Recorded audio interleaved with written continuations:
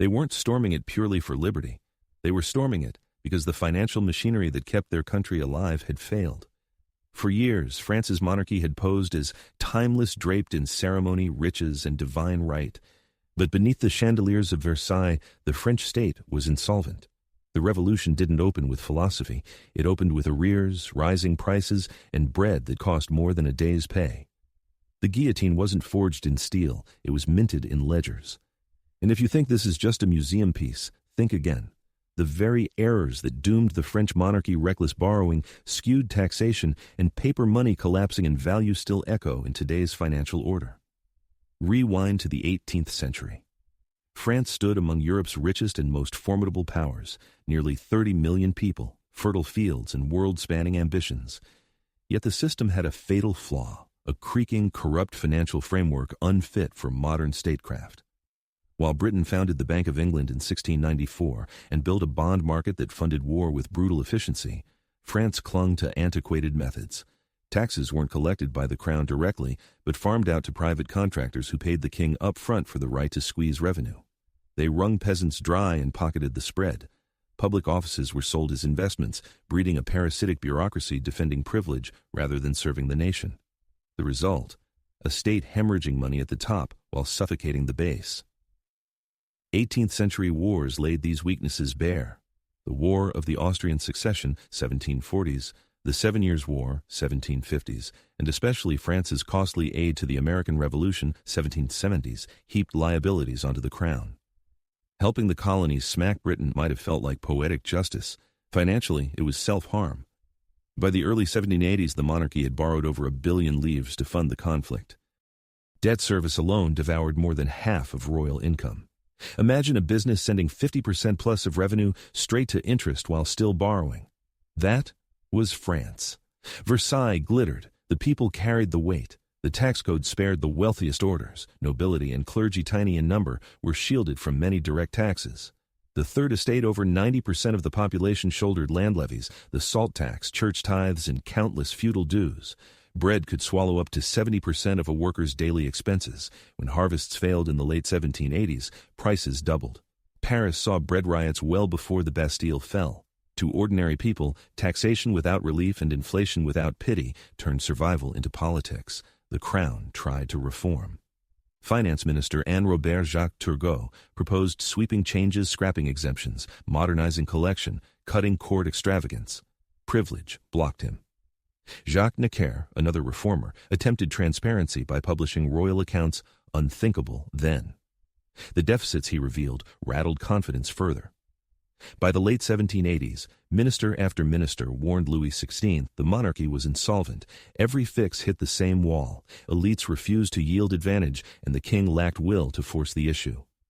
By 1788, new loans were prohibitively expensive, if they could be raised at all. Creditors demanded punishing rates or walked away. The state defaulted on pay to suppliers and soldiers. A severe grain shortage that year pushed bread prices to records, spreading hunger nationwide.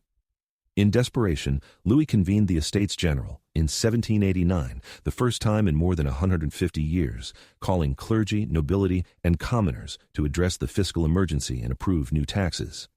In practice, it opened the gates to revolution. The Third Estate grasped the truth. The crisis wasn't just arithmetic. It was a structure designed to keep them poor while privilege prospered.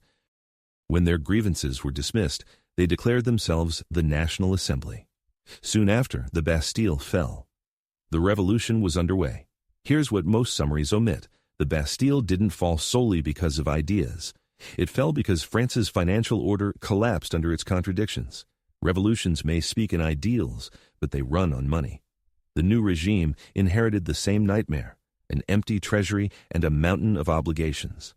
People expected liberty, equality, and bread. Reality delivered hunger, unpaid troops, and creditors circling.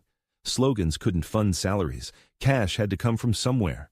Enter a seemingly brilliant fix: seize the vast lands of the Catholic Church and use them to back a new currency.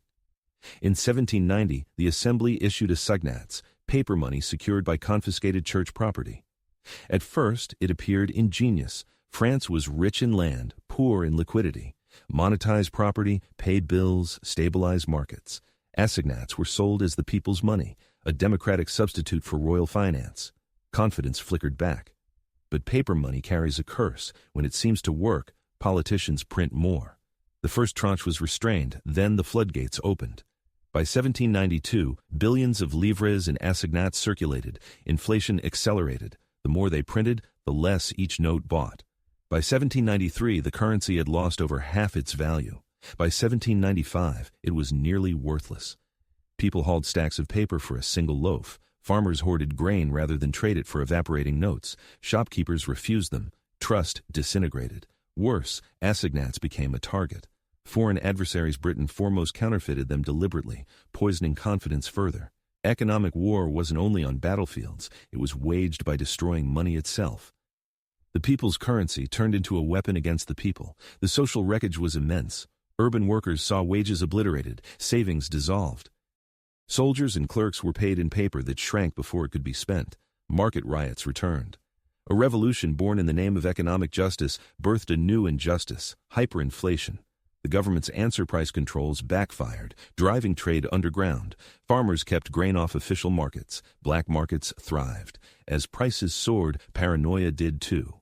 Radicals like Robespierre converted economic failure into political terror. Accused hoarders, speculators, and currency saboteurs became enemies of the revolution. Thousands were executed, not for plotting against liberty, but for failing to conform to a broken economy. The guillotine became a tool of monetary control. Inflation had turned to blood. By 1796, assignats were so disgraced they were scrapped. Their replacement, mandats, collapsed just as fast. France lurched from one failed fix to another. Each promised salvation. Each delivered deeper ruin. The revolution promised freedom. In money, it delivered chaos. This isn't unique. We've seen the rhyme. Weimar Germany in the 1920s printed marks until paper was cheaper than what it bought. Zimbabwe in the 2000s issued trillion-dollar notes that couldn't cover groceries. Even now, central banks deluge economies with liquidity at every shock, reassuring themselves that printing can cure structural illness. The French case shows the pattern. Printing buys time, not stability. By the mid-1790s, France was financially shattered. Assignats had ended in hyperinflation. The revolution's economic legitimacy had evaporated. Into that vacuum stepped a new figure, a military strongman promising order and stability: Napoleon Bonaparte.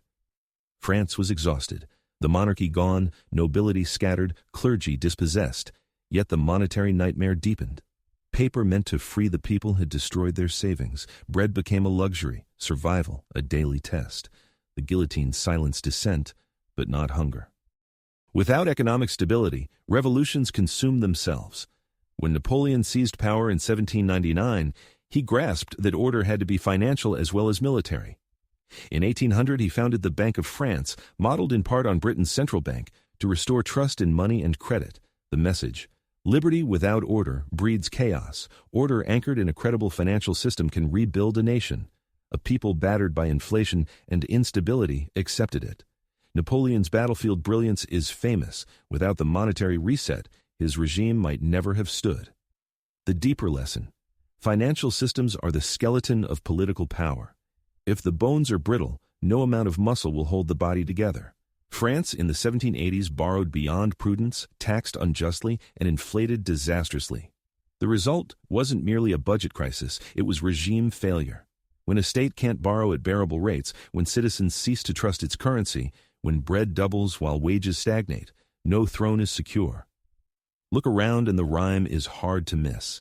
During the Eurozone crisis, Greece's debt burdens neutered its government. Austerity arrived, hospitals closed, pensions cut, while the financial system was preserved at any cost.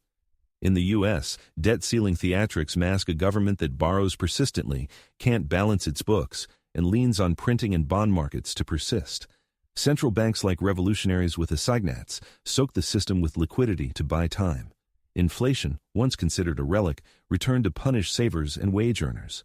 The French Revolution also warns against faith that laws and institutions alone can shield the public. Britain's South Sea Bubble, 1720, already showed what mania can do. By 1789, France reenacted the era on a national scale. In 2008, the world did it again with housing and mortgage-backed securities. Each time, elites were cushioned while ordinary citizens took the blow. Each time, vows of reform followed. And each time, the core architecture survived, a financial order built to protect itself first and people second. So what should we draw from this? First, financial literacy is survival. If you don't understand how debt, taxes, and inflation shape your life, you'll pay when the system buckles. Second, real wealth isn't paper claims. It's assets, skills, and independence, things that don't vanish when governments print their way through crisis.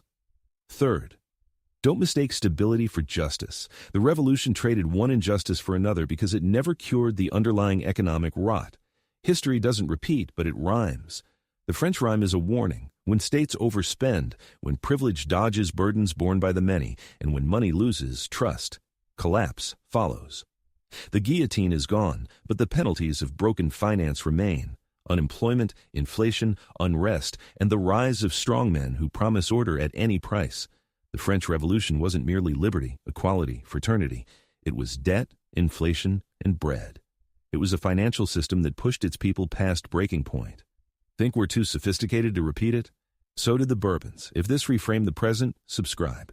History has the answers. I'll show you where to look.